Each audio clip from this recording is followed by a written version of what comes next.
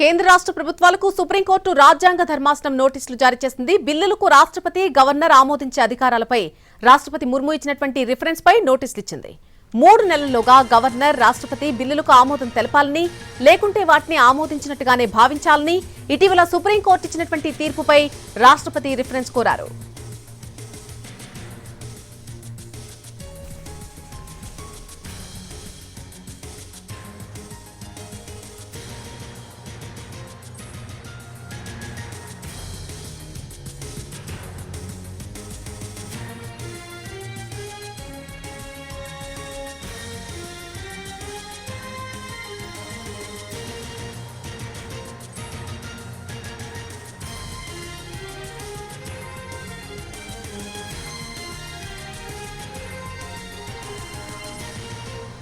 కేంద్ర రాష్ట్ర ప్రభుత్వాలకు సుప్రీంకోర్టు రాజ్యాంగ ధర్మాసనం నోటీసులు జారీ చేసింది. బిల్లులకు రాష్ట్రపతి, గవర్నర్ ఆమోదించే అధికారాలపై రాష్ట్రపతి ముర్ము ఇచ్చినటువంటి రిఫరెన్స్ పై నోటీసులు ఇచ్చింది. 3 నెలల్లోగా గవర్నర్, రాష్ట్రపతి బిల్లులకు ఆమోదం తెలపాలని, లేకుంటే వాటిని ఆమోదించినట్టుగానే భావించాలని ఇటీవల సుప్రీంకోర్టు ఇచ్చినటువంటి తీర్పుపై రాష్ట్రపతి రిఫరెన్స్ కోరారు. అయితే బిల్లుల ఆమోదంపై కాల పరిమితి విధించడంపై రిఫరెన్స్ కోరారు రాష్ట్రపతి. దీంతో కేంద్ర రాష్ట్ర ప్రభుత్వ అభిప్రాయాలు కోరింది సుప్రీంకోర్టు. తదుపరి విచారణ ఈ నెల 29కి వాయిదా వేసింది.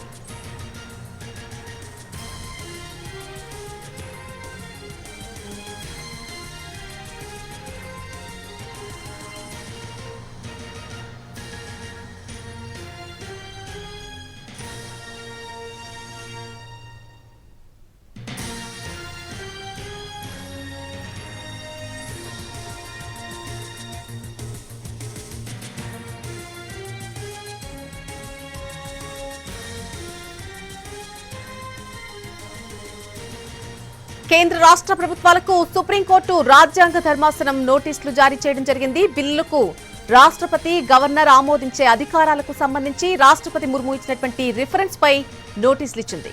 3 నెలల్లోగా గవర్నర్, రాష్ట్రపతి బిల్లులకు ఆమోదం తెలపాలని, లేకుంటే వాటిని ఆమోదించినట్టుగానే భావించాలని ఇటీవల సుప్రీంకోర్టు ఇచ్చినటువంటి తీర్పుపై రాష్ట్రపతి ద్రౌపది ముర్ము రిఫరెన్స్ కోరారు. అయితే బిల్లుల ఆమోదంపై కాల పరిమితి విధించడంపై రిఫరెన్స్ కోరారు రాష్ట్రపతి. దీంతో కేంద్ర రాష్ట్ర ప్రభుత్వ అభిప్రాయాలు కూడా కోరింది సుప్రీంకోర్టు. తదుపరి విచారణ ఈ నెల 29కి వాయిదా వేయడం జరిగింది.